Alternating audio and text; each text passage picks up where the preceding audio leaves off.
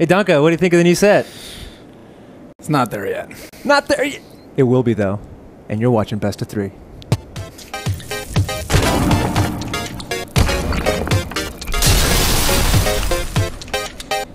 Awesome. Intense. Welcome to Best of 3, the weekly FGC talk show presented by the Daily Dot. We are in our new studio, guys. It's a work in progress. We don't have anything on the walls yet. We do have these really nice letters here that say Esports, though, that I'm pretty excited about. Just moved in this weekend. Just moved in. This is, in fact, our second live show. And don't even ask me how it looked last night because we didn't have these nice chairs. So it's a work in progress. We'll ask you guys to please be patient with us because, you know, we're trying to present a good show for you guys.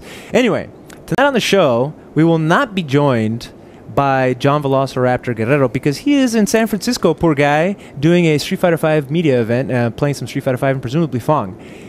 But I think we have a very suitable replacement to join Ace King Offsuit on our weekly panel, and that is Alex Valle. Alex, how you doing, man? Look at this sexy son of a gun. Doing fantastic. How you guys doing? Alex, thank you so much for joining us, man. I'm glad that you're a part of the panel. Of course, Alex is going to be our guest later for the interview, but we decided, hey, you want to stick around for the full show? And he agreed. Joining us as well, as always, is Ace King Offsuit, Steve Jurek, one of our writers. Steve, how you doing, man? Fantastic. Happy to be here?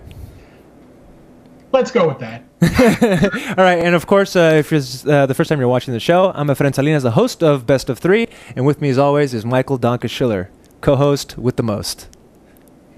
All right, guys. So tonight on the list of topics, we have, of course, the Killer Instinct World Cup, which we just enjoyed over the weekend.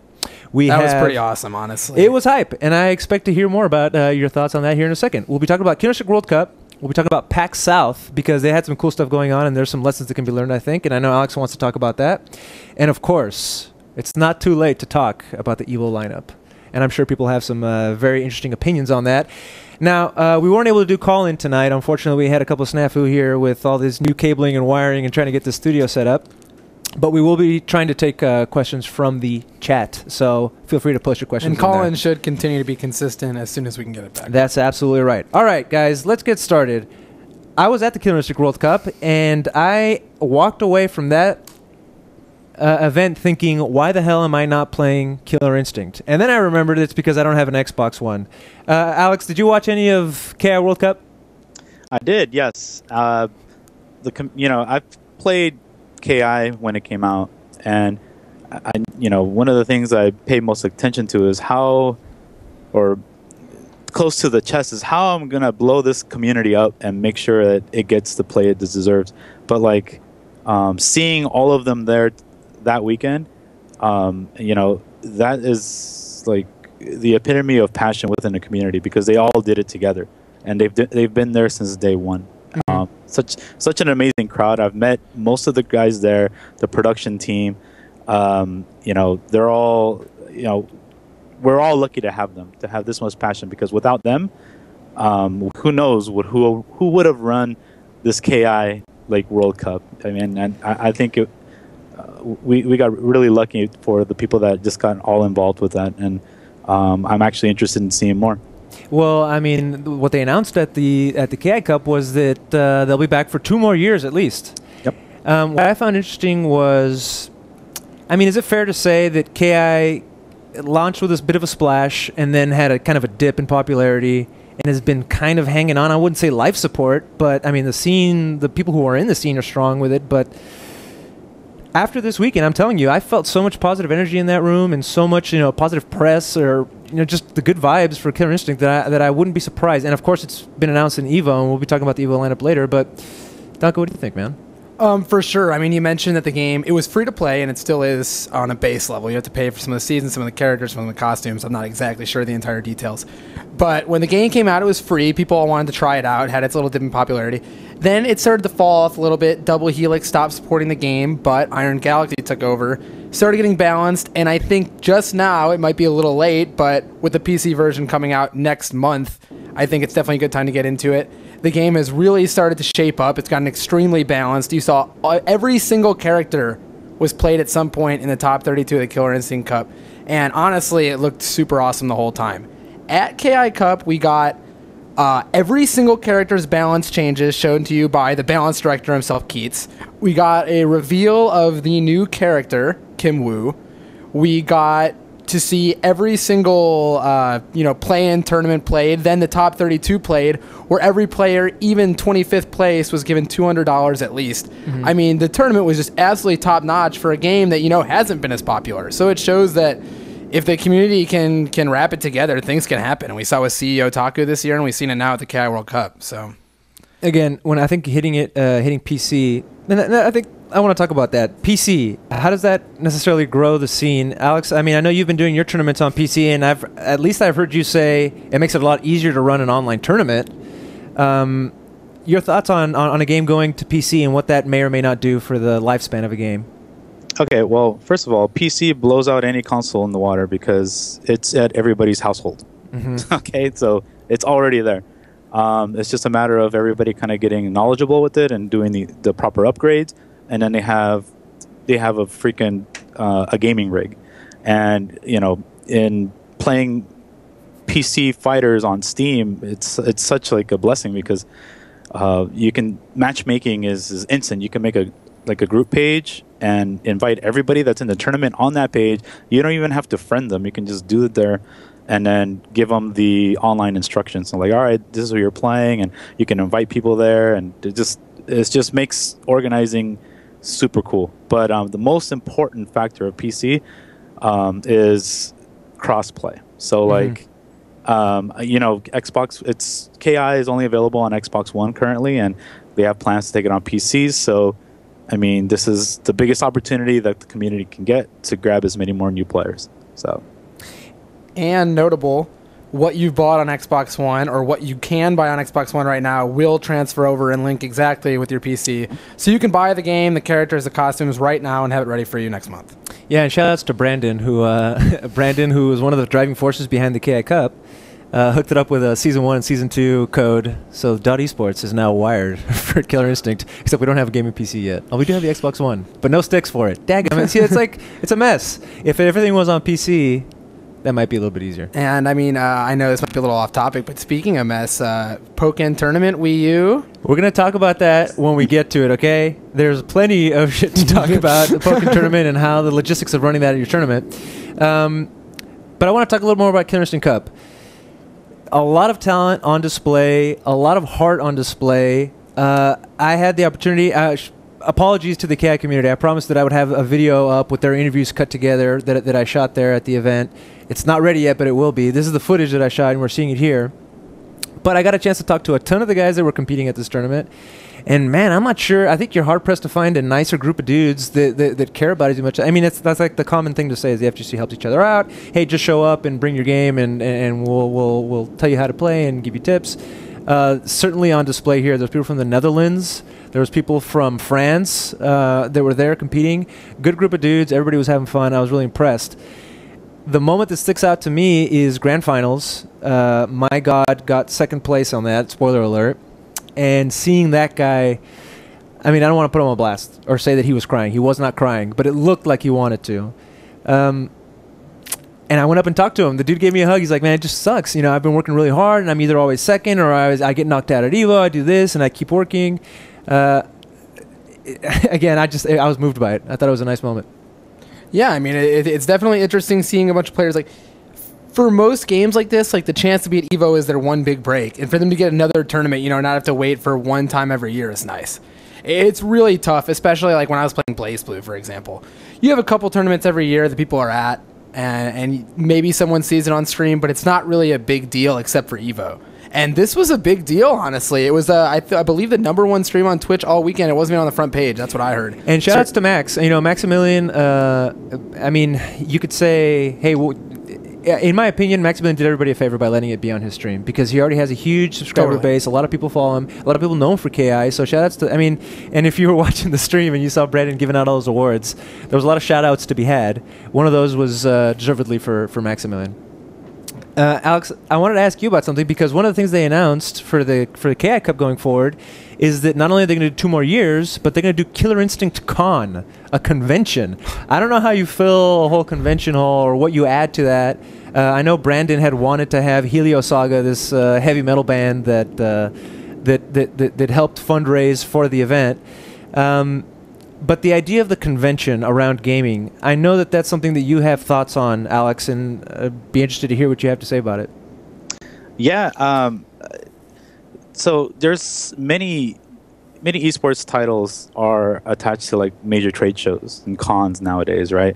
Because that's where you gather like the biggest group of just casual gamers. You know, like they're in the know, they want to see what's going on, and they want to escape. You know, not everybody is a tournament player, so.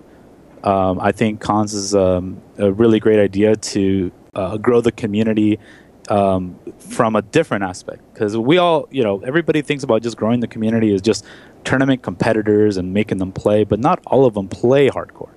So I think this would be a good opportunity to explore different ways to bring the interest of Killer Instinct. You know, like we have a lot of great Street Fighter fans out there, but not necessarily all of them, you know, attend EVO. They just watch it, but they're fans of the genre, the lore, and whatnot. So I mean, I'm happy to, you know, see them explore in those new in that new direction, because I think that is probably the next step for other titles to be more involved with their more trade show events, not just traditional, you know, invitational only, but just like the consumers that just walk in and want to have a great time. And you know, I talked a little bit about it on what if there was some kind of FGC camp / summit type ordeal, and maybe that can be added to like conventions or trade shows, or maybe it's a standalone. So it's just new directions to take for what we're doing with the community. Dude, can you imagine? Hey, Mom and Dad, I want to go to summer camp. Oh, really? Yeah, Street Fighter V summer camp. Would you host? Would you be the camp master or the scout master or something there? Oh, I mean... Is there the rush that shit down merit badge? Rush that shit down. No, that would be something. I mean, that's definitely a direction for sure. But, you know, we're a little... I say we're in the progressive state to where it can be much bigger than that. You know, it can actually be a full-fledged like getaway and resort or something. Or, I mean, we have a lot of resources and knowing all the top players around the globe. You know, a lot of partners that we've previously partnered with in our major events. You know, some of them might want to get involved. I mean, the sky's the limit. It's just I like new. I like progressing the scene, and those are the exciting things to look forward to. Steve, would you go on a cruise where your instructors were teaching you Street Fighter V? Well, it depends on who those instructors were. Valle, I'd follow. I don't know about Danke. Oh, dang. He hasn't proven it yet. This dude has been playing the beta, right? And only the beta when it's been available. And I hear he's got a pretty good Vega. I know you wrote about this, Steve. Is there any matches that we should go back and check out in particular that you thought were pretty exciting, or anything that you could point to us, or anything that stood out to you about this event? There were a few things. One thing I know Danke forgot to point out as a highlight was loopable thrusting. Oh yeah, dude, Rash is so cool. Yeah, that is pretty cool. I saw it on our Kappa of all places. And right? the pause theme is like his ultra, and yeah, the thrusting. Everything about that character was totally amazing. Steve, is there anything else you'd like to talk about Rash? And you know, it just comes through so much that they had fun with that character. He looks awesome. Kim Woo looks good. Arbiter. Yeah. If you're into that sort of thing. That was some goofy news. Yeah. You know, they had them on display. They had some cabinets. In fact, I think Jabali was bringing them back and forth from PAX South, which we're going to talk about in a second, and this venue. But Kim Woo and Rash were on display, and you could play them, and people looked like they were really, really digging it. So that's exciting. All right, guys, we're going to move on to PAX South, the other event that happened in San Antonio, Texas this weekend. And it's a regular gaming convention, right? Your run-of-the-mill gaming convention. But this one in particular had a massive presence known as the PAX Arena, and it was a Smash tournament. And why am I talking about this? Because, Alex Valle, you were telling me that you wish that Street Fighter was at more conventions. I'll remind you that Street Fighter V was at this event in a smaller capacity at the Capcom booth, and Fubar Duck won that tournament, right? Which Danke says, had he been there, it would have been free. He would have won it. But the idea that Street Fighter V needs to have a presence outside of just tournaments was something you were talking about. You alluded to it already a little bit here with the summit and things of that nature, but you did tell me that it should be at more cons. Yes, absolutely. The more visibility of what our scene does, from the top player to the publisher to fans wanting to win a little plushie toy just for like beating people a few rounds or something, that needs to be all year long, because trade show season is really getting all year long. Right, it starts from like CES, it goes all the way down to the Capcom Cup, the PlayStation Experience, right? So, and as much as we love, I'll say it again, as much as we love to see our top competitors play, this is the prime time where storylines can be, built around just the fans, what they think about the title, how Street Fighter V or any other game is developing, to, what's next, what's in store. Get the vital feedback. What can we do to help the scene grow and even work in parallel with the publishers and developers? Because we want to be more. I think we should all be more proactive. This is a proactive year now, right? Before, when Street Fighter 4 came out, and I can talk forever on this, I'll just keep it short. It's everybody's like, ooh, what's the next big thing that's happening for Street Fighter or the scene? What's the next big thing? But now, 7 years later, you should know now that without your help, without your proactivity, we won't get these things off the ground. We need everybody's help. And the KI Cup, that is a prime example of what can happen to your game if you have that much passion to it. So as far as going to trade shows and cons, yes, we definitely need to score more events there, summits, trade shows, panels, you name it, everything that we got, all of our arsenal. If you guys really want to take this to the next level. Yeah, and it was just announced. Wizard World, who does a convention here in Austin, I believe in September is the Austin Comic Con. They've partnered with Capcom, and there's going to be a Street Fighter V component to the convention. Now, what I want to ask you, Alex, is because you sent me the new image for the Wednesday Night Fights, and the Bayonetta's on there, right? And we talked about that for a second. That Smash 4 is really having a moment in the sun right now and growing exponentially. What is Smash doing that Street Fighter V is not doing, or that the FGC is not doing? Oh, wow. This can be a long conversation, too. Just to set the record straight, there is no video game company in the world that can compete or compare with the IPs Nintendo provides. That's number one. Okay. So, right. And it reaches a far younger demographic. So Nintendo has the jump from the start, and Nintendo is pretty much it's in a global market of everybody's first game is a Smash game when they're really, really young. Street Fighter, it wasn't really, it started mainly when you're a teenager, right? And you probably have to get some advice from the old schooler guys that were 22 or something to try to get you into Street Fighter. You see the time gap, the age gap, sorry. And you have just abundance of millions of kids playing this stuff, and they're so passionate. And I don't know, the vibe is completely different. When I first teamed up with the Super Smash Sundays team, they brought their own consoles and everything, and they were an hour before the tournament started. Sometimes we're on tournament standard an hour late.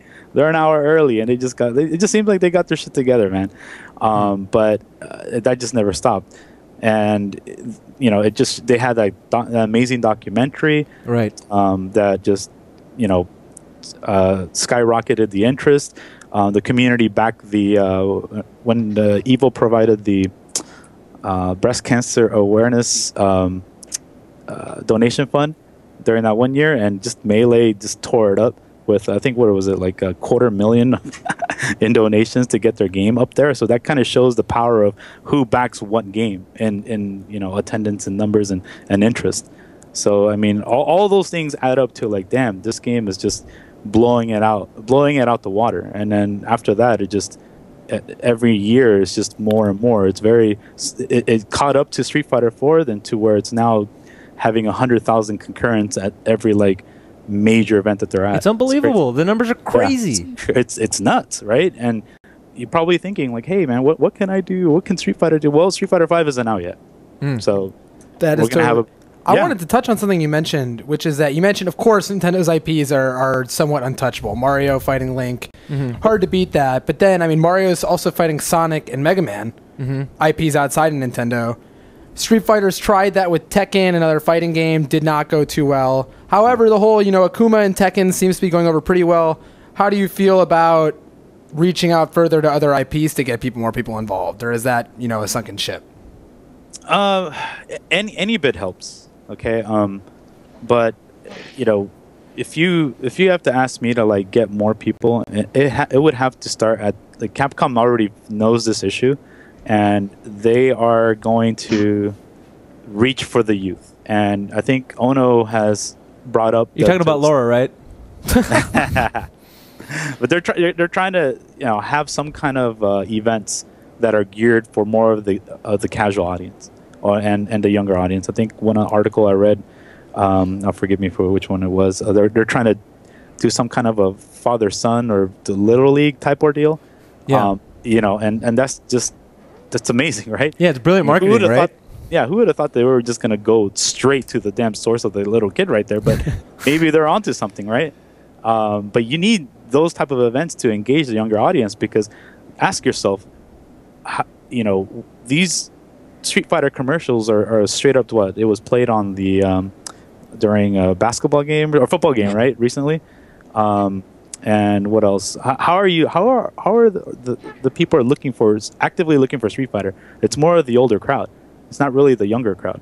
And I mean, one more thing I just want to mention before I ramble off on this is I actually went to some high schools to throw out some flyers for some of our SCR events, right? And I had a couple of games with me, and I asked them, hey, so which games are you familiar with? And they all picked two of them, which was, I mean, they knew Street Fighter, but it was Smash and Mortal Kombat. Dang. Right? Yeah, that tells me, I'm like, damn, right? I mean, Mortal Kombat already has that, like, it's got that franchise, appeal. It's just got, like, the lore is amazing, the fatalities. It's just, all the consumers and the customer base knows that stuff. Like Street Fighter, it didn't have the lore like that, and it didn't really it didn't really have that whole, I guess, they didn't have any of that on lockdown. It was just all over the place. Comic books and, some cartoons, but I mean, it's anime, but it didn't have a real direction yet as it is now. So Smash and Mortal Kombat. I wonder how much of that has like guys like Sonic Fox have to do with that. Like maybe the fact that they see a young guy up there like, oh, but I mean, if you're not already following the scene, do you know who Sonic Fox is? Probably not. I wonder. But I wonder, I mean, about the lore point, I believe, and correct me if I'm wrong, the story isn't coming out until after the game comes out. You're talking about Street Fighter 5? For Street Fighter 5. Yeah, it's like some kind of expansion. So is that a misstep? I don't know. I think they'll figure it out, though. I don't think anybody... okay, certainly not nobody, but I'm not particularly interested in the story mode. You're right, and neither am I. But there are people who buy a fighting game and they have fun playing the single player. Yeah, and you'll see somebody tweet like, oh, Ken has a son? And immediately like Street Fighter Wiki, hello, Mel Masters, of course he has a son. He was introduced in the comic book. And there's definitely those lore heads out there, but I don't care. Yeah, but I mean, I hope there's something in place in the starting game to get some casual people to, have more fun in the single player. All right, guys. I'm going to move on here to the EVO lineup. This... At first glance, I was like, what are you thinking? And then it started to make a little bit more sense. If you don't remember what the lineup is, the big news is that Ultra's out, which may or may not make sense, and Pokken Tournament is in. But the full lineup is this. Street Fighter 5, no-brainer. Smash Brothers for Wii U, Smash 4. Killer Instinct, which I would say totally deserves to be there. Ultimate Marvel vs. Capcom 3. A lot of people were wondering if that game was going to make it in this year. I can't imagine an EVO without it. Pokken, Mortal Kombat X, Melee, Guilty Gear, and Tekken 7. Your thoughts on that lineup, Danke? Well, it's funny because it's so crazy, but most of it's pretty expected. I think the Pokken and the Street Fighter 4, as you mentioned, are the two games of real contention. People thought Marvel might not make it, but Wizard has made various comments throughout the year about how Marvel is the hypest game on the stage, and it'll stay there for that reason. Pokken making it in, I think, makes a lot of sense. Cents? Dollars and cents, dollars maybe. and cents. It is a popular IP. As Alex mentioned, the IPs are important, and if we can get more Nintendo characters and more Pokemon at an event that has Street Fighter at it, that's good. Alex, sorry, go ahead. Well, Finish your thought. what are you saying? Alex, how many Evos have you been to? Sorry to date you, but roughly. All of them. All of them. Okay. How do you feel about Evo skewing younger this year, if you can make that argument with the two Smash games and Pokken Tournament? You know what's crazy about that is ever since Smash has been at Evo, I mean, not counting Brawl and Melee back in the days, like the early partnership, but nowadays, I don't just see the Street Fighter fans and like the Mortal Kombat fans and the Tekken fans. There's just you can feel there's just a whole big old group of people that have been waiting to come in. And I'm looking around. I'm like, wow, okay, Smash is making this much of an impact to our scene. It's wild, and it just came all the way from left field. So having Pokken in this event, it totally makes sense because wow, now Evo has every single demographic covered, all of them.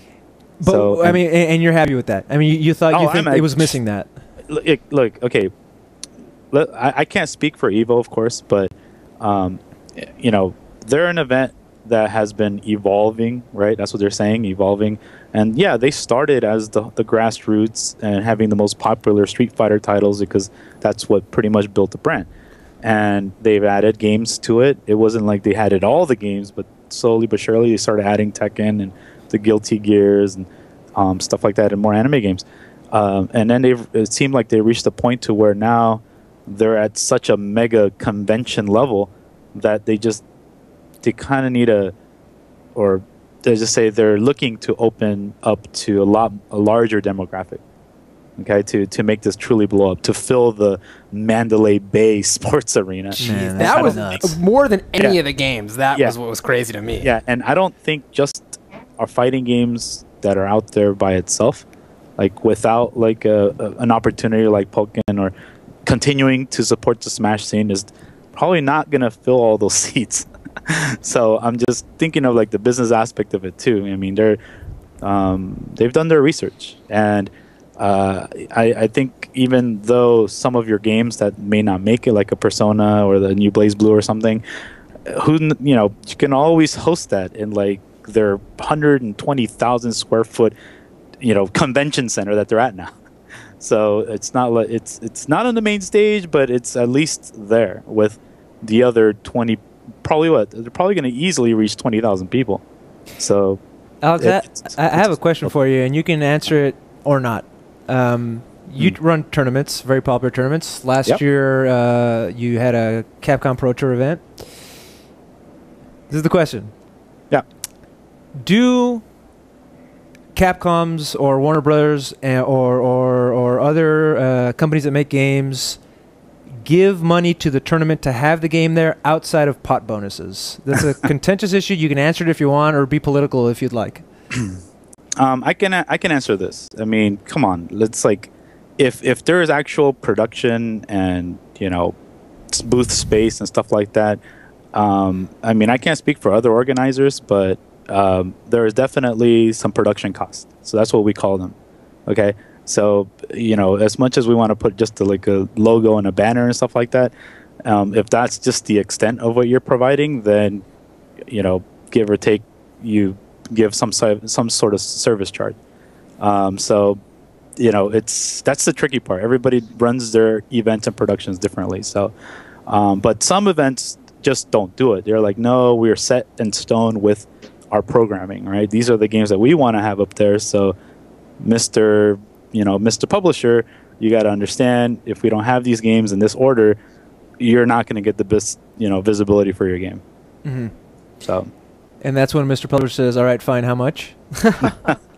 Well, yeah, they could do that, but then again, that's the risk you know, and the reputation these, you know, amazing organizers have to take. So, do you think? I mean, I haven't heard this one way or another, but do you think that the hardcore guys who see Pokken tournament at Evo and go like, "Oh, they've sold out," you know, it tarnishes the image in any way, shape, or form? In your opinion? say it again. I'm sorry. Do you think that in any way, like these hardcore FGC guys, Okay, they see Pokken tournament is going to be at Evo and they think, And no Street Fighter 4. I think both at the same time is what's Yeah. really throwing people off. do you think Yeah, that tarnishes and like, you know, kind of poisons the well a little bit? Yeah, definitely, for sure. Because there's no easy answer for this. So, you know, Street Fighter 4 has brought Evo to like the thousands, all right, of attendance. Mm-hmm. They max out at maybe 500 and so 500 plus and or even 600, but still a thousand plus for one game, you know, and that's by Street Fighter 4 alone. You have SF4 in your Twitter handle. Yeah, That's how big the game was for the community. Yeah. Yes, absolutely. And the reason why I have Street Fighter 4 on my Twitter handle is because that's the game that I decided to run events on. I never ran events prior to that game. So, I mean, I've done training stuff, but not full-fledged tournaments and what I do now. It's not even close. So, yeah, it's not going to sit well with a lot of people. And they're going to probably think all the whole sellout thing and everything. But then when they see how big the scene is because of the decisions Evos make, I mean, who knows? It might be amazing. It might, you know, just fall on their face. But, you know, every year, I don't know. I think it for them, we all kind of looked up to Evo. All of us tournament organizers coming up, we've looked at the decisions Evo made, and you know, going up to this far, we're all like, okay, you know, I don't think this is a stretch. I know it's kind of like wow, you're turning away the game that kind of brought you up to this level now. So let's see how it goes. And us, you know, at the smaller events, we're still, you know, looking to have Ultra Street Fighter 4 like either on a Friday or end on a Saturday. But it's not just going to completely vanish unless the community truly doesn't want to play it anymore. So They're not trendsetters like, oh shit, Evo's not going to have Street Fighter 4. We all look dated now because we have Street Fighter 4. Like, we should get rid of Street Fighter 4. Does that happen at all? Like, is Evo that tastemaker in any way, shape, or form?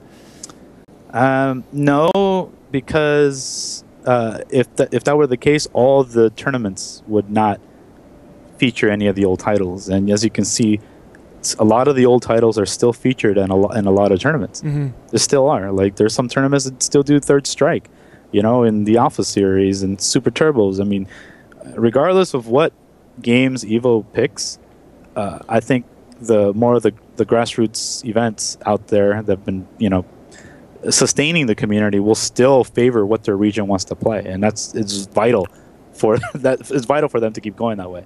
Now, we're going to talk about the beta and what you think of the game itself later in this program. But what I do want to ask you about is, so I'm asking you questions about your opinion as a TO, your opinions as a player. I saw K-Brad tweeting out, we're not going to have Ultra at EVO because you guys are a bunch of babies or something to that effect, and you don't want to learn hard games or something like that.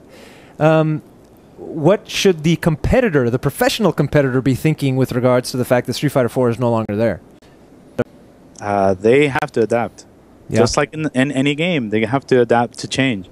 If they choose their profession to be, you know, a professional gamer, your job is to play the next game, and that's going to happen. That is your future. If you truly think that you're going to play one game forever and just score big, name one that's like that now. Like I know League of Legends and Dotas, they go up to many expansion packs or updates, right? And they're just constantly giving you content, right? And Street Fighter 5 is going that way, even though it's one game. But Ono thinks what is going to last about 5 to 6 years, and who knows what we're going to have next. So just don't be so naive to think that, you know, you're a one-hitter quitter, because nobody, unless your Daigo, is going to be can stop playing and still make money off of it.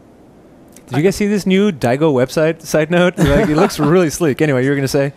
I think if people, I mean, there's obviously some Capcom backing in this decision. I think there's no question about that. Street Fighter Cross Tekken came out when Street Fighter 4 was still going somewhat strong, and people stayed with what they were comfortable with. And I think this is kind of pulling out the rug from underneath people and telling them, look, you're going to play Street Fighter V, and I don't think it's you're going to like it, but you're going to try it. And that's not the attitude a lot of people like to have here, but I think it might be helpful for the community as a whole, because to be honest, yeah, this game is the future, and we need a new game to get new people at this point. Ultra didn't bring a whole bunch of new players to the scene, but Street Fighter V, that might. So Ultra, I think it's a good decision. You mean Ultra literally that expansion, not Ultra necessarily Street Fighter literally 4. that expansion. Okay. Street Fighter 4 brought everyone to the scene. Right. I mean, Ultra itself was an update for the players of the game. It wasn't an update for people outside the game. No one was like, dang, my poison's going to really take over when I haven't played this game at all before. No, I mean, everyone who picked up the new characters was still an old player for the most part. And yeah, it's a sweep under the rug, but I think it might be good in the long run. And it kind of sucks that Street Fighter 4 is not there in some ways. Why? Because of nostalgia? It's not just nostalgia. I mean, this is what some of the players literally have put all their time into. And some players, we didn't know it wasn't going to be there. In fact, most people thought without question it was going to be there. So they kept practicing the game. And now some people, without it being an Evo, don't feel like it was worth it. I think that's the wrong way to look at it. Obviously, as Alex said, I mean, plenty of people still play Third Strike. Plenty of people still play ST. Street Fighter 4 will probably have its own scene after it comes out. I think it's okay. Which is interesting to me. When Street Fighter 4 came out, when I was getting the fighting games, people were like, "Oh, this is the worst game that's ever happened." Like, I can't believe this garbage. Like, and now people are talking about it with such nostalgia. And it's just crazy to me that the game ended up being that liked in public eyes. So I mean, maybe Street Fighter 5 will end up the same way. Dio, what can you tell us, having gone through the two recent ones from Street Fighter 4? What's the same from the reactions that we're getting now? Okay, look, we've been through the dark ages at Evo, meaning that we had no new Street Fighter for 8 years. We had CVS2 was the last one. Nobody played Capcom Fighting Jam. Come on. Sorry, nobody played that game. So we didn't have any news from 2001 the year 2000 to like 2008 when Street Fighter 4 first surfaced. And we're like, damn, finally, right? That's 8 years. So if you guys just jumped on the scene with Street Fighter 4, I'm telling you, 8 years before that, we had nothing. And now you guys are at that point where you guys have been playing your game for 8 years, and now there's a new one. So this is a time for you to adapt. I mean, come on. There should have been some life-changing events that's been going on in 8 years. If you guys haven't really progressed yourselves, I don't know, school, work, getting better at games or whatever you want to do. I mean, this is the competitive scene. Competitive scene has to progress and mature and give new life and a new chance for new players to play the new game. And if you really want your game to Street Fighter 4 to still be a part of the scene, 8 years now, you should be old enough to run an event. You know how to do this. We did it for so many years. Now it's your turn. I don't know. You're making it sound pretty easy. Steve, do you have any thoughts on this? Yeah. Oh man. Okay. Oh boy, we haven't let you talk in a while. Go ahead, dog. What you got? So Street Fighter 4. I understand why everyone's saying, yeah, it's time to move on. It's time to put 5 in the limelight. But Evo's a business, and you've got 2,200 customers last year who said, yes, I want to come here for Street Fighter 4. Now you're telling them that not enough are going to show up for Street Fighter 4 to justify it being there? I really don't buy that. I don't know if, there's obviously the potential of logistical issues of having to run Street Fighter 5, which will probably be a huge tournament, and Street Fighter 4, which would be a huge tournament on the same system. So do you do them opposite days? Are the tournaments going to be small enough where you can run one on one day, or do you need 2 days for both? I understand that. But I just feel like it's not the right decision, and I feel like maybe there's someone in Evo's ear telling them. I'm not trying to be all conspiracy theory here, but you'd have to ask the Cannon Brothers or maybe Mr. Wizard. That'd probably give you a definitive answer. I'm sure they would be 100% honest with you about that question. and then with Pokken, I understand the thinking about putting it in the lineup, But I just don't know if that's the right decision because of how difficult it is for smaller events to run this game and for people to actually get serious playtime at home. I don't know, because you're going to have either 2 Wii U's set up on LAN mode, or you have to have 1 Wii U and 1 person running it on the gamepad and 1 person running it on the TV. I don't know how that's going to make it viable for people to actually put in time to train to actually get good enough at the game where, especially if online play isn't all that good, because that will be the only viable option for a lot of people. So it's going to be a big risk of a terrible showing for that game. I understand why it's there. I just don't think it was the decision that I would make. Right. I'm showing for that game. I'm hyped. If anyone wants to see gameplay analysis of Pokken, I've been watching. Oh, really? Yes. Well, from where? From the one from the Pokemon tournament? From the Pokemon tournament. from arcade. When there was 2 characters in the game? Yes, and Gengar. No, there's 1. It's Gengar. He's the only character in the game. He's so good. But you gonna be playing Pokken tournament? What? As somebody who has gone to Evo and tournaments a lot of times, and you enter more than 1 game, even if you had never played Pokken tournament, would you enter at Evo? Hell yeah. Just because, pop monster, see how many people you can beat? It does work out that way sometimes. So many of these, what I wonder is what the ratio of spectator passes to 1 game entrance to multi-game entrances at Evo. I don't know if they've released those stats. But this past year specifically, I saw so many people there who did not play fighting games. And a lot of them were there to watch Smash, as Alex said. So, if the same thing can happen for Pokken at any level, yeah, I think it's a good decision. But as Steve said, the logistical issues for Pokken are massive. And having a Wii U is already somewhat of a logistical issue. The whole having to play on the gamepad thing is bad. It's hard. Any Pokken tournament that's... Explain to anybody who doesn't know how Pokken runs, what the logistical issues are there. So Pokken tournament, Pokken tournament. Not like Tekken despite the name, is a behind-the-back, second-y, third-person fighting game of some sort. Mm-hmm. And the fact of the matter is, to play this game, because it's originally in arcades with 2 different setups, you have to be playing on your own screen. You can't both see the same thing going on at the same time, because that's just not how the game works. You're behind your own character. So in order to do this, instead of split-screening the game, which is, pretty archaic at this point, 1 person sees and plays on the Wii U gamepad, and 1 person plays on the TV, or you have 2 Wii U's and 2 TVs separately linked up to each other, or I guess feasibly you could play online. Fighting games online, not ready for Evo yet. They're not going to be doing any BattleNet stuff or anything like that. So we're going to almost positively, due to fairness issues of the Wii U gamepad, have 1 Wii U playing against another Wii U. And as Steve said, every tournament having 2 Wii U's for every setup for Pokken is going to be hard unless the game has no entrance, at which point, as he said, why would it be at Evo anyway? So yeah, it's a nightmare in that sense, but... And will someone travel to Evo just to play Pokken? Maybe next year. Questionable for the fact that the game's coming out, right before Evo actually happens. But if they're being provided the game in any sort of way, I think it's a good business decision.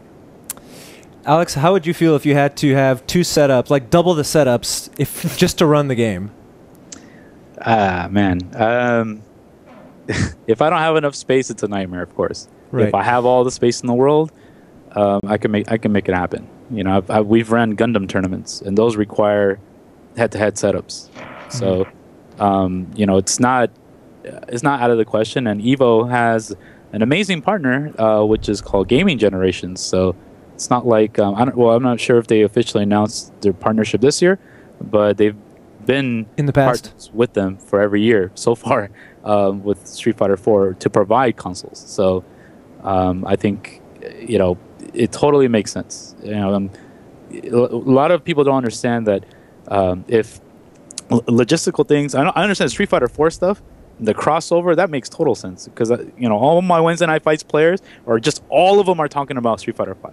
Nobody really cares about playing Street Fighter 4, and so I understand that. Pokken, and in the case of Pokken, when I brought the interest for that, we have a big interest for that because they already know that. Like I said, we run Gundam tournaments, so we know how to set up the pull blocks for it.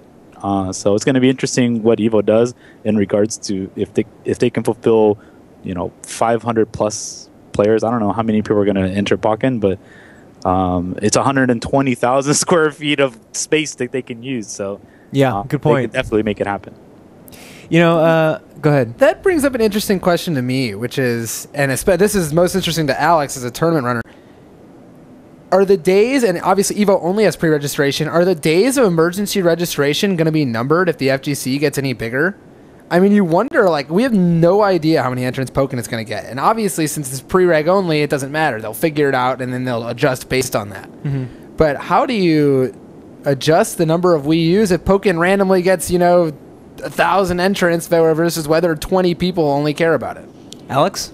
Yeah, great question. That is, the first year is really hard for organizers that do not have a weekly or some kind of a monthly presence. Because if you are a tournament organizer and you only run majors, it is really difficult to gauge that.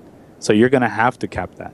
You're going to have to cap it as something reasonable, so where you're not spending too much resources on renting equipment, buying equipment, and then put that number to like, hey guys, we're going to cap it at like 128 people. Is that all right? Get the word out there. And then remember your player base, your region is the voice that you're going to have to cater to first. And if they say that, okay, that number is cool, then that's how you do it.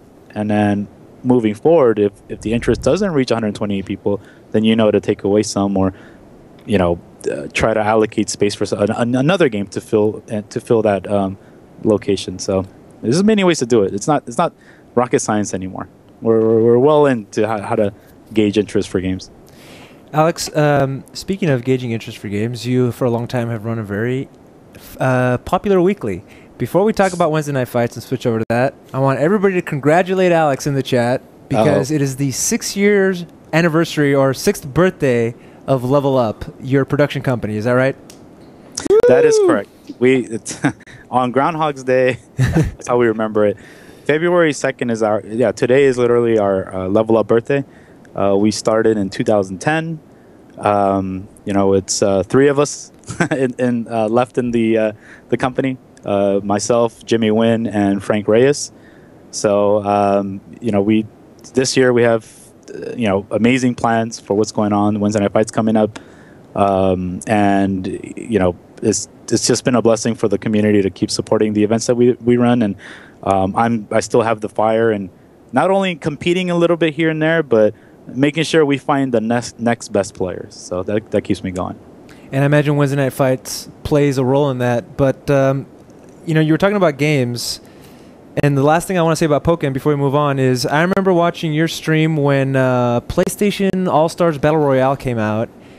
And it was super hype. At the time, I think Sackboy was broken. The game had just come out. But you guys were running that game on Wednesday Night Fights, if I'm not mistaken, or maybe it was one of the alternate nights. The idea that a game hits hard, people are ready for something new, like Pokken Tournament, and then dies down. Is that something that you concern yourself with, or you're like, hey, I'll go with the flow. You guys don't want it anymore, we're done? A little bit of both, because we have the luxury of adding any game that we want, and then as obviously if nobody plays it, we're gonna take that game out and put more, Street Fighter setups, more, Tekken setups, more whatever they want to play. And the community, we're all down to earth. We're family, so we're like, hey, if you guys don't want to play that game, I'm gonna take it out and put more of these casual setups. And they're like, okay. But if like 10 or 5 or whatever other people are like, hey man, I want to play this game. I'm like, oh, you have interest in it? All right, well, it'd be better if you had more people to come out. We'll have even more setups for you. So it's whatever you want. And I don't think anybody can argue that. So that goes to going with the flow and going with the realities of it. If nobody comes, like say for instance Killer Instinct, people stopped coming, or it was like the same 8-10 people, but they're there mainly for like Tekken or the other games. So it's like, pick what you really want to play, and we'll have it for casual stations or whatnot. We'll figure it out. Hey Alex, I'm conflicted on asking this question because I know the answer, but I'm going to ask it anyway. Are you going to be at South by Southwest running? Last year we saw you at South by Southwest running the Fighters Invitational. The previous year I think I saw you also doing, with your Level Up production company, doing Dota, if I'm not mistaken. Will you be back at South by Southwest this year? Right now, I would love to answer future project stuff, but I can't at this time. So let's just say that if and when the time comes, I will update you guys first, especially since it's in your guys' backyard. Anyway, let's move on. So Wednesday Night Fights. What can you tell us about Wednesday Night Fights? We're very excited. I think on this show I've called it America's Weekly. There's certainly less and less options. Of course, we have Arcade UFO Rambats, but those don't get as many views as Wednesday Night Fights. Not. I would definitely put Wednesday Night Fights above it. Okay, well, Alex, is there anything you can tell us about Wednesday Night Fights? People are really excited about it. Yeah, so Wednesday Night Fights, it comes back February 17th. We've been on a hiatus because, like I said, our community just does not really want to play Ultra Street Fighter 4 anymore. And I'm blessed to have them come out during the KO Gaming Lounge time for a last hurrah, but they're ready to move on. And we've known that. So we needed this past couple months to plan all the fun activities. And what I can announce right now is that we are going to be PC based again. Okay. And and the cool thing about this now is button configs are press selectable. You don't have to kind of figure out what your function button is to key map everything else. So that is going to work amazing. If you still don't understand what that means, is you can go to your character select screen and just, whatever button you push, that's what your attack's going to be. You don't have to toggle to find out or any of that crap anymore. So button configs are fixed. And we've upgraded PCs to fit the criteria here, because optimal play requires at least an i5 and a GTX 960, which we will have. We're actually having an i7 and a 960 graphic card, GTX graphics card to make sure that we have optimal play for Street Fighter V. We're gonna, pack the bottom floor with not just Street Fighter V tournament setups, but we're also gonna have casual setups for people that just want to come in and play. Because again, I told you guys that not everybody is a competitor; they just want to have fun and play, and we're gonna provide that too. Smash community is coming back. There's Bayonetta up here. Well, actually, not on this one, but I gave you the slide, right? Yeah, I'm gonna put it up right now. Smash, believe it or not, they have reached almost about the same amount of entrants as the Ultra community for a weekly. So we built that community from scratch at Wednesday Night Fights. We used to run it at Super Smash Sundays, but we gave that programming, that event, to the Team Oxy guys. Okay, and so we're thinking, okay, let's reach out to the Smash 4 community, because it's fairly new to us, and I want to get to know them. And the guys that we run it with is 2GG Gaming, and I was at one of their events. They had a Ryu round robin event last weekend, which I was a commentator for. I saw you tweeting about it. What is a Ryu round robin? So they had 6 of the best Ryus in SoCal, and then one guy from Texas. I think his name is Trella, right? And that guy is the best Ryu player in the country. And that guy was bodying everybody left and right. And I learned that it's the first time I actually kind of saw high-level Ryu play on Smash. I'm like, okay, it's interesting. So I was commentating about it. And apparently you can do his light punch infinite juggle into an uppercut.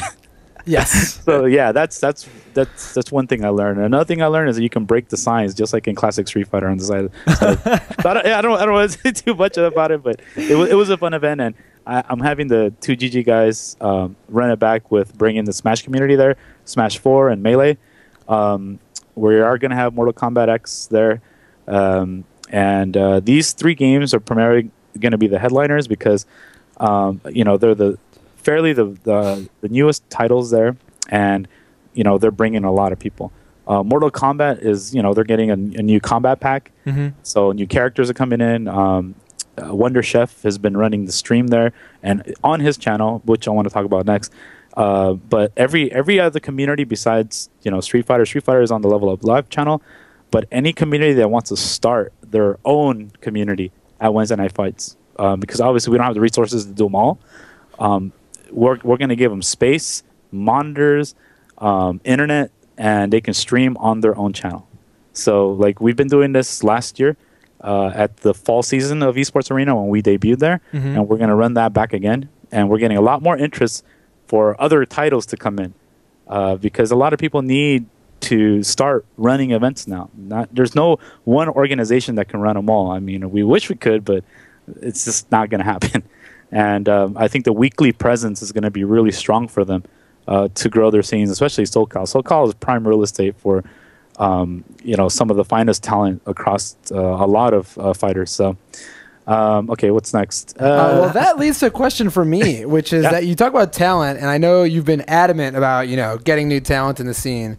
You brought Shiza to Evo top 8, and the Wednesday night fights kids, Snake Eyes and Chris and all of them are doing amazing in all these SF4 tournaments at this point. Yes. Are the SF5 new players going to come to you, or are you seeking them out? Like, where is the new growth coming from? The new growth is coming. Good question. So I had to reach out first. Back in, when I was at the garage, I hustled my ass off. I went to matchmaking groups. I went to all of the events in SoCal. Whenever there was a Street Fighter 4 event, I was at all of them. Okay, I went over there and I talked to them. I'm like, hey, how are you getting your training? You playing online? Okay, well, I'm starting this thing, and everybody's gonna play. And I got them to come out to a centralized location to train, because I used to be one of the best players at my time. And what did I do? I had an arcade to play at every day. They don't have the luxury of that. The new arcade is online, and obviously Street Fighter 4 is not the best game to play online to truly stand a chance versus the offline scene. And moving forward to today, now they know how to reach out to the top players in SoCal. And they know that they train on Wednesdays at our events. And our events kind of like, we pay out the most out of any event out there today, like either with, besides the weekly attendance, the sponsored prizes, last year we flew out people to different freaking tournaments. So what weekly event does that? And I think that's part of, I do it all, like seeking them out, providing opportunities, giving them exposure, so it goes full swing. And if they welcome to go to other events, which I encourage because we only run them once a week. If they don't put this as a part of their regimen, they're probably going to miss out on being flown out to events, having 20,000 plus watching them on day one. If they want to get their name out there, who's best to do it than me, because I can speak for them, like, hey, this is like the best Laura at Wednesday night fights. Well, if I'm telling you that, everybody's going to follow that guy, because they're going to say, oh, what is he doing? Does he have his own stream? And it just goes like that. We're in a new age here. You need to promote yourself. You need to put yourself out there. If you want to be a top player, you want to be a contender for the Capcom Pro Tour, for ESL sponsorships. If you want to get out there, you want to be the next Snake Eyes, you know where to go. You gotta use every opportunity in your arsenal. You can't just stay home and do it and depend on 13 people watching your stream on Street Fighter 5 Day 1 launch. So, hey Alex, we're not done talking about Wednesday night fights, but Steve has a question for you about CPT, I think. Yep. Yeah, you brought up players thinking about the Capcom Pro Tour. We haven't heard a whole lot of details about the 2016 season yet. What I'm wondering is, have you been in contact with Capcom at all? Of course he has. Out to you. What can you announce anything in regards to that? So even if I knew what was in store for the Capcom Pro Tour, I can't even announce it. I can't even touch it. So just by the courtesy and the partnerships that we've built with Capcom, they always make the announcements first. So what I can say is that our event was featured as a premier event for the first time last year. We're looking forward to rebuilding that partnership for this year. So cross our fingers to see if they choose us to be part of the premier event again. Other events of Final Round, and I believe the other event in Europe is it Canes? Con Fighting Festival or something Cons, like that? yes. They're part, Canes Winter Clash. Yes. Oh, Winter Clash. Okay. So they're part of the tour. So just follow the footsteps of Capcom. You know, they always get first dibs on the announcements for their tour because it's their tour. Because if you see any other tournament organizers making that, making those announcements before them, you know, something's not right. They won't be invited back the following year. They might not be invited back. Yeah. Hey, Alex. So going back to Wednesday Night Fights, you said Street Fighter V, MKX, Smash 4. What about online events? People have been wondering about Wednesday Night Fights online. Great question. So we've been on a hiatus for that because we had to reestablish the LAN experience at Esports Arena. I do have big plans for the online scene, but I can't implement it yet until we get the games we get Street Fighter in our hands. Because what if online's a mess, right? And we can't run a respectable tournament like as soon as it opens. So I have to do my homework as soon as it releases because I don't get the game early, you know, as people believe I do. So I can't tell. But until I have my ducks in a row that I can run, and you can totally see I work with the community. I run random online events for various games, and I use that for my testing purposes. So once I have all my ducks in a row, we will be ready to announce some kind of online for everybody. There you go. We got the wink. Got the wink. That's what matters. All right.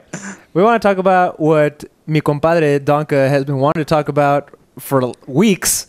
Yes. Which is Street Fighter V in the beta. And now I want to know, I want you two to go at it talking about these characters. I know Danke has only been playing the beta when it's available and has been working really hard to get those little windows of opportunity to get that Vega tech out. But why don't you kick us off talking about Vega? Well, I just want to talk about the fact that I really like Street Fighter V. Okay. And I guess I'm in the minority. You used to say you didn't like Ultra. I was not a huge fan of Ultra, and I do like Street Fighter V. So maybe I'm the wrong crowd to be talking about it. But I do think the game is really good, and I think people who think the game is too simple are too simple themselves and not looking at all the options that are available to you. Chip damage, counter hit setups, all this stuff is still totally in the game. There are still hard combos, I promise you that. They're different than what you'd expect. The game is way crazier than people think it is. That being said, what do you want to talk about? Like tier lists, who we think is good? Like I think it's a little early. How can you possibly talk tier lists? And by the way, while we talk about this, I'm going to run some footage that I pulled off of your channel, Alex, which is you playing the beta with Rashid. How do you feel about Rashid, Alex? Most people think he's bad, so it's interesting. Man, you know what? Most people aren't. We have little Alex on the screen here, by the way. Okay. All right.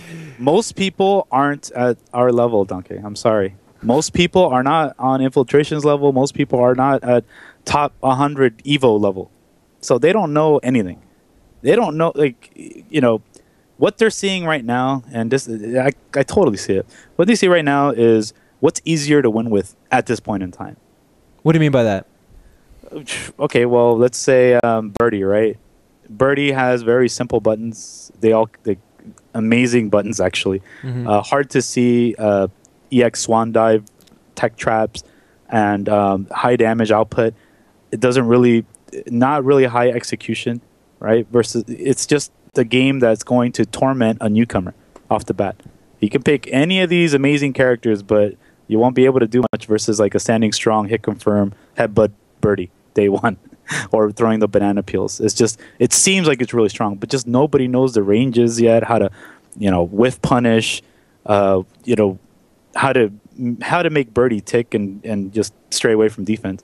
Your question regards Rashid, I think he's good because of his speed and his jump, right? Like, there's not a lot of characters with great mobility that have that could torment you like his wind traps.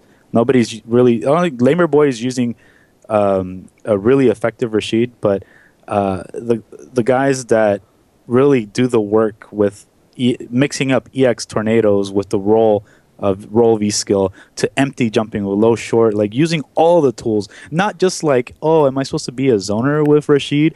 You know, what am I supposed to do? Am I supposed to just, you know, naked roll versus with Rashid? How do you open people up? And like, you know, see, I'm getting a lot of those questions because everybody's theory fighting, but they're not playing the game. And that's the problem. Everybody wants to read up all these strats and try to formulate things, and then when they go and try it, they'll bitch and complain, saying like, "Hey, this character is trash. I can't do it." And that's where their train of thought stops. I'm losing left and right learning these characters. Like I just learned Laura, and I was getting my ass kicked in the beginning. And then I got up to the level of like Rashid. Like my Laura and Rashid are just like almost neck and neck. Like Rashid is the best character right now, even over Ryu, because it just tells me like I'm learning more matches. I'm learning how to deal with stuff. There was a match that I beat Justin's Nash, right? And with Laura? No, with Rashid. Okay. And I'm not saying that I'm a better player than Justin at that time. It just kind of it's a little scale to show me where I'm at and what people are falling for. Like he wasn't ready for my those YOLO EX spinning mixer mix-ups, because the natural reaction of blocking a jab spinning mixer, everybody's going to mash jab. And if I have meter, I'm going to blow you up with that jab. I'm just going to go in all in and do EX. And that's part of how the meta develops. And then you don't want to push a button because I have meter. Then I'm going to throw you. And then I'm going to low jab. I'm going to do low forward into EX tornadoes and continue my pressure. So a lot of people aren't really thinking about these little intricacies with their character. Just thinking about, like, oh, I need a button that guarantees my confirm into high damage output, without doing the fundamental work of how do you approach that? How do you build these abilities to, or these strategies to open your player up? Like that's why everybody right now is complaining about Karen, because if you put a footsie god she's probably has the best footsies in the game, one of them, her and Chun-Li. But if you don't have a focus, if you don't have an invincible backdash, this girl is going to be your nightmare in the right hands, because she's going to just stick standing forward and crouching forward in front of your face all day, and you're not going to be able to do anything. And you're going to jump frivolously, and she's going to just kill you with like run under resets and stuff like that. So and one thing I've liked about the game is you talk about Karen's footsies and you talk about people not knowing Rashid. There's a lot of intricacies there that people don't know. Rashid's throw, for example, and Ryu have two of the most plus on hit throws. When they throw you, they can walk up to you and do a meaty. When Cammy or Karin throws you, Karin is minus if she forward throws you. She is minus. She cannot meaty you. You are actually at advantage. Wow. And that's to counteract her footsie game and her pressure game. And same with Cammy. If Cammy had a ridiculously good throw like SF4, she'd be the best character again, stuff like that. And I think the game is thought out on those terms, and people are just reacting to the first thing they see, as Alex said. They're seeing LPN EX command grab you 9 times after knocking you down full screen. He can't even hit you with another move, but you haven't seen it yet, so you're not going to react to it. But you have to think about that in your head and realize that there's more in the game. But that's just me ranting. Oh, no, you're absolutely right. And, dude, I'm having people tell me, hey, Alex, how do I throw fireballs with Ryu? And I made a tweet like, hey, you can't crouch immediate kick fireball with Ryu in Street Fighter V as effective anymore. It's not really effective. You have to use mobility. You have to dash. Like if you're full screen, throw a jab fireball and follow it, because that's your setup fireball. Fierce fireball is your poke. Okay, and that's the basic explanation I can give. I don't really use medium punch fireballs. Maybe on a meaty, but mainly it's jab fireball and fierce fireball as an example. And yeah, of course you can't spam it all day long. Now it's a much larger risk if you keep throwing too many fireballs, right? Now, a lot more characters have ways around it, just Street Fighter 4-ish with their V skills. But it just goes to show that people are not, going to work. They're not going to work, so they're going to lose a lot, and they're going to complain that people got early access on the beta and they can't catch up. Whatever other things that get their panties in a bunch, but everybody else has been grinding and putting it to work, you're going to see them shine in a tournament. I'm telling you what, it's because while you were bitching, they were playing. So I'm gonna quickly go down a couple things that I will say are hard in Street game? Fighter V. Okay. That because there's a misconception that the game is never hard, and I think that's wrong. Most moves in Street Fighter V are only 2 or 3 frames active. And you can wake up, delay, not wake up at all, or back tech. There's 3 different options. Meeting someone with a move is still possible in this game to get extra plus frames. Reacting to their tech, meeting them on a specific frame, and then doing a follow-up combo can still be a 1-frame link. That's possible, even with the buffer window. Because you have to specifically time the meaty to hit them up at a specific time. There are still 1-frame links in the game in that sense. There are still reacting and counter hits in this game. And I mean, there's still the basics of playing neutral, which is harder than ever when characters' pokes are so good. Now, you're saying that based on playing the beta.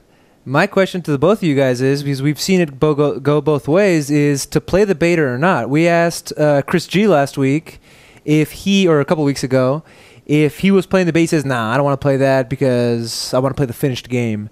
Where do you guys land on should I play the game or not if it's going to potentially change when the final release comes out? Well, it's too late at this point, obviously. I think this really is the last beta, but I think the game is in a direction already, and I think if you expect it to change a boatload, you're wrong, honestly. I mean, the changes have been very directed. They haven't gone too crazy, and I think the game is going to end up a relatively similar product to where it is now. I mean, this is a big deal, and I know I bring this up every episode. In the anime community, they're like, oh, the game's coming out next year. Should I even bother playing it? I think the answer is yes. You talk like Alex is here, and obviously there is something to learning the fundamentals of a game, and there's something to just getting better at playing footsies, getting better at reading DPs, and getting better at throwing fireballs that's going to be there, and especially in a beta version of a game when the game comes out, regardless of how much changes. So yeah, whatever time you can get your hands on is going to help you out, I think. But the idea that you're going to put so much time, even though you're only playing on the beta when it's released, you're going to put so much time into the game, and then the game might change later. Is that enough to ever deter you? If your Alex? setup's changing and your combos changing is what's deterring you, then you've got other things to work on as a fighting game player, in my opinion. Alex? No, I agree. I agree with Danke here because take Street Fighter or fighting games out of the equation. Look at how many betas there are for, like, say, Overwatch. Game is coming out, right? Or is it already for consoles? Yeah. Well, I'm not sure if they've what kind of announcements. But I think it's still in beta. We have a guy. Sorry, I'm going to interrupt right? for a second. We have a guy on staff at the Daily Dot who's one of our best writers. Yeah. And he has been approached. He's so good at Overwatch. He's been approached by various teams. So that game, side note, is already building an esports scene around it, even though it hasn't been officially announced as an esport and all that kind of stuff. But anyway, you were saying. Yeah. So I mean, you got to take advantage of what you can get here. This is the first time Capcom has... well, no, actually, this is the second time. The first time was when HT Remix came out. They had a beta for Ryo and Ken just to test out GGPO back then. People played on it. I mean, given that's not a brand new game, but there at least you get some tidbits for this. If you plan to be a serious competitive player and you want to enter tournaments, why the hell would you not play the beta? Right. You're just you're wasting your own time to close in the gap. You can see all the top players are playing it. Infiltration, one of the best players in the world, he's playing it. Momochi's playing it. All the EG guys are playing it. I'm playing it. Gutek's playing it. East Coast, everybody's playing the beta. They're getting their hands on it. So I know one person in particular that didn't really care for the betas or like the early copies or whatever was Filipino Man. But I mean, it's easy for him to say because he's already a top player. Like he can adapt really well and he can catch on. So he's not missing too much of the boat. But for everybody else who shares the same concerns, it was gonna take you at least a month to catch up, or like at least, and you're gonna wonder why. It's because you didn't want to play with everybody else. Hey, well, let us in on that secret tech. Do you know of anybody who says, nah, I'm not playing the beta, but totally sandbagging in reality they've been playing it nonstop? I don't think there's too much to hide in this game, besides a few reset opportunities. As of right now, who knows when the game is out? I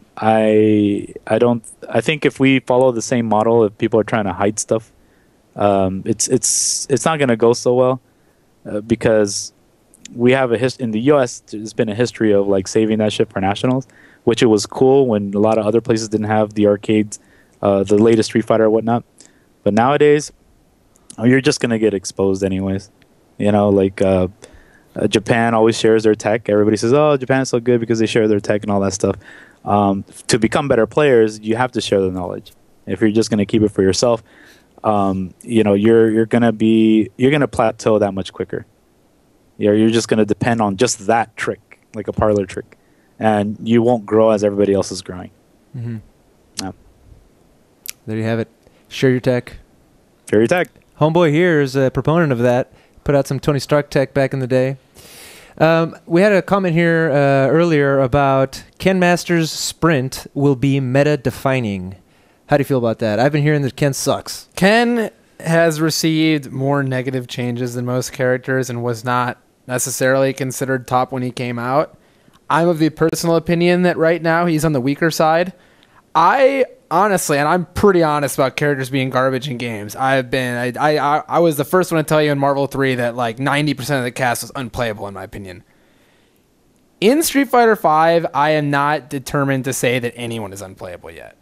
As for whether Ken's sprint is meta-defining, right now it's not that good, to be honest. Like, it's unsafe when done after buttons. It's okay in a couple combos, but I hope they buff it back up a little bit, and I think they will.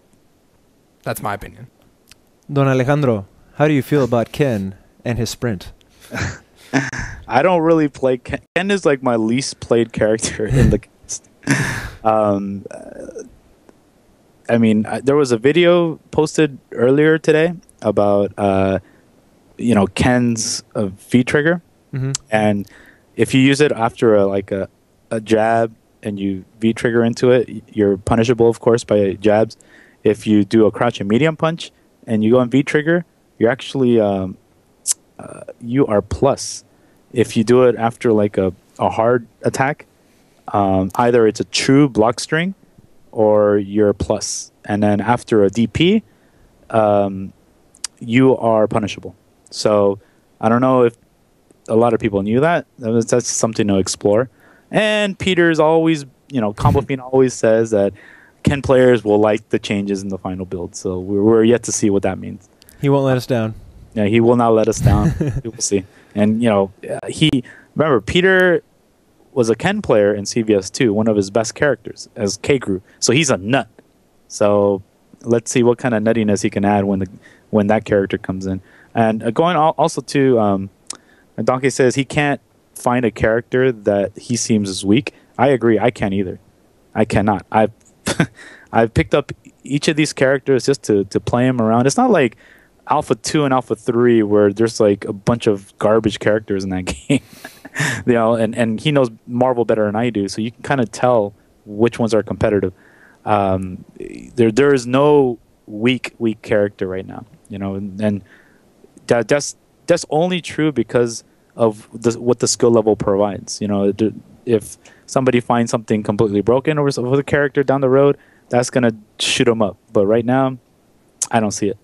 So I asked you what characters have you been rocking, and you said Ryu, Rashid, and Laura. It even informed the layout that we have for you on your shot. We put Laura and Ryu in there. Will, our technical director, is also our graphic designer, and he helped make that.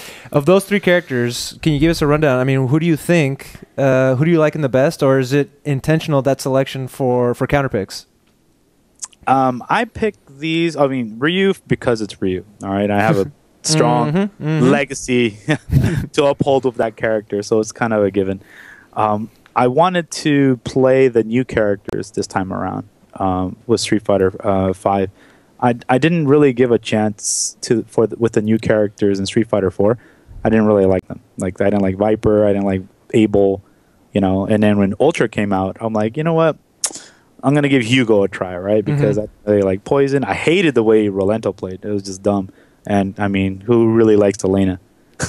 so I wanted to try something new, and I'm like, okay, I need to find. Besides, Zangief, I could play Zangief. Everybody can play Zangief. It's a legacy character. And I wanted to try Laura. I think she was really interesting with the projectiles and Rushdown base. I wanted to bring Rushdown back because that's how the game feels to me. And Rashid also brings those elements because not many people know how to deal with the tornado Rushdown. I have a lot of footage up of me just steamrolling people, right? I'm doing whatever I want, right, without knowing what the real tech is behind it because I'm building the tech. And I'm not infiltration. I don't write all the notes I should, but I don't write all the notes. I played games for so many years that I can feel what's working versus the consensus. And that's working online, but playing versus the top players, I truly, that's where I want to test it. That's the beauty of playing these guys at local events, at majors, premieres, and whatnot. So basing on my 3 characters is purely based on Rushdown. And I am going to be picking up a lot more, but these are just the ones that I feel that are my strongest. You were playing Vega. You haven't said anything about Vega yet. I've been playing Vega. I've been playing Nikali. Yeah? Mostly these 2 characters. I think they're both extremely good. I think they're 2 of the best characters in the game. I laugh every time I hear Nikali because of one dumb joke that James Chen made about Nikali Power. If you pick up Nikali, then you'll be Nikali Power. But what do you think about him? I really like what they did with Vega in this game. I think he was almost always meant not to be a charge character. The way he moves around is just much more natural in this game. And I play charge characters. I wanted to play Guile. He's not in the game yet. But he moves really well. He plays really well. He's the only character with 0 like invincible moves. But I think it works out for him due to how good his footsies are and how good his evasion is with his wall jump and his EX wall dive and stuff like that. Nikali is really interesting. I think in some ways, despite Ryu in the game, Nikali like is the Ryu of the game. Explain that one to me. He shows off the mechanics really well. His V skill and V trigger are extremely integral to the way he plays. I mean, he's entirely based around getting into V trigger. His mediums are used in block strings, which means they do chip damage. And he has a command grab to then eventually, cash in off the chip damage that he gets on you with his medium punches. I think he's really going to teach you a lot about the game if you play him. And he has every tool there, at least at some basic level. Dive kick, DP, command grab. Everything's there. It's interesting because Alex says he's such a field player. For me, I read a lot of frame data. I can tell you that like Bison, his down forward heavy punch, a lot of people think it's like a super real frame trap move because it's plus. It's +1. His jab's 4 frames, which means you can always press a 3-frame normal after he down forward heavy punches you every single time. You can't do anything about it unless he has super. Mm-hmm. You can do stuff like that in this game because of the buffer window. Mm-hmm. You can read that there's a gap there and always punish it every time. So as Alex said, the Japanese are going to be doing that. I promise you. Like I promise you, if they can get in a gap there every single time, you're never going to do that block string once. So people have to definitely be ready to lab up the tech for this one, because I think if the game's as popular as it could be, people are going to know the intricacies of matchups more than ever before.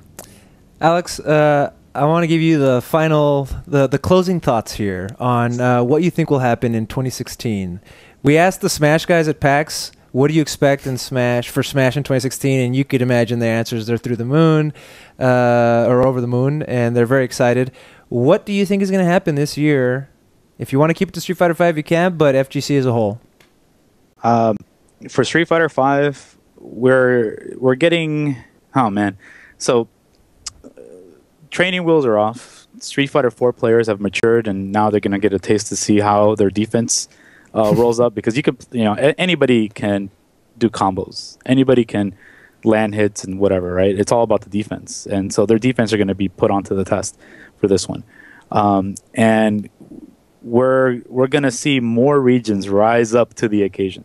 And we're going to see a lot more like the Kiomas and, from Brazil. I hope to see a lot more Korean players come out instead of just Punko and Infiltration. I know Canada Cup invited some of them back in the days to see their other talents, but and Laugh, of course, but see more of them. I mean, we already know Japanese are in there. We're starting to get a lot more Chinese players to come out. Xiaohai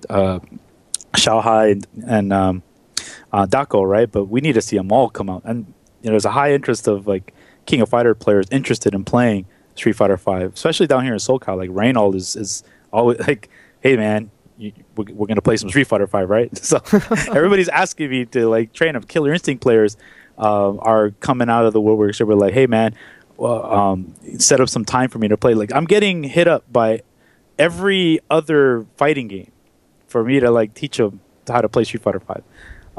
And I I can't wait. And it's gonna blow up bigger than ever before with the publisher.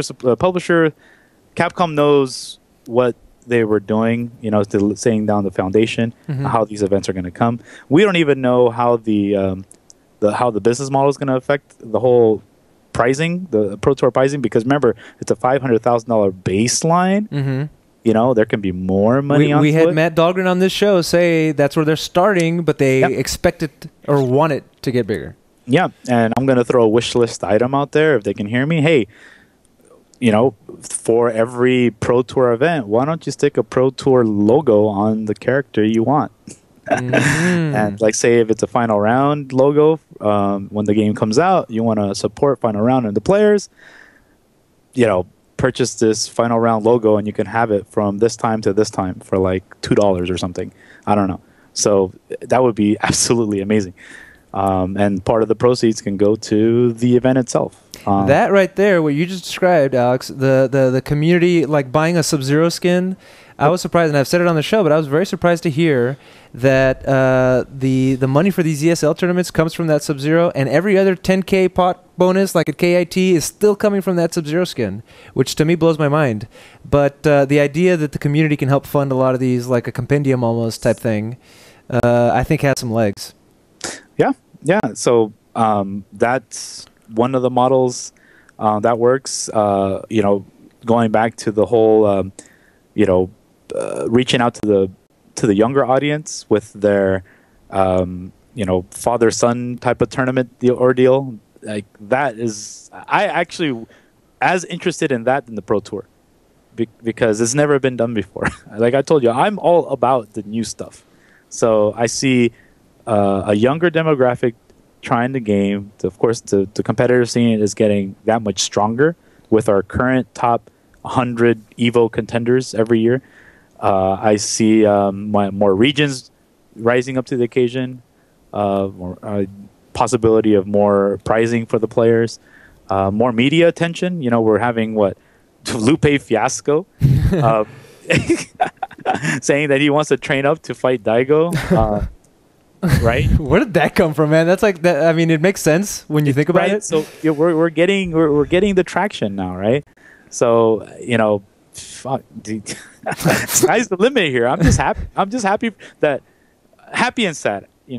Happy for you guys that it's happening. The new generation, that all this is happening for you. Kind of sad that you kind of missed that era during my prime. But now, I mean, it all makes sense. At least now, you have people like me and the great guys that other run tournaments, that we know what you want as far as the tournament scene goes. And please ask us what else the scene needs, so we can provide it for you, because we don't have all the answers. So, but yeah, that's where I see it going, man. Bigger and better.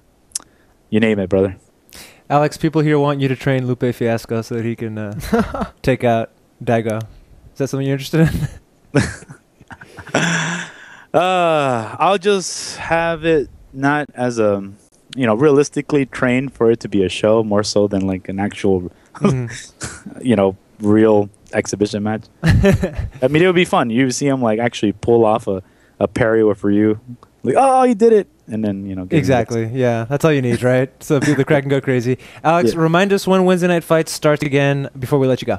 Yeah, Wednesday Night Fights premieres February 17th, 9 p.m. Pacific Standard. Or Esports Arena, if you're in Southern California and downtown Santa Ana, we'll be there. We're expecting about 400 players. So on a Wednesday, please tune in, see what we're about, and we're going to be all year long. So. Well, there you're seeing the Wednesday Night Fights logo. You got Bayonetta on the right, so there's going to be some smash. I'm excited. I'm excited to see it. Alex, thank you so much for being on the show. We hope to see you more often, maybe in the future. We love having you on. And thanks for having me, guys. Let's not forget Steve. We we didn't talk to him much today, but we're always happy to have him on. Steve, shout-outs. Thank you for being on the show. And as always, Michael Danke Schiller, the man with the plan and all the tech and the frame data, and excited about Vega. Definitely ranting a lot these days. It's a lot, man. This is Twitch. Thank you so much, guys, for watching the Best of 3. We'll see you next week.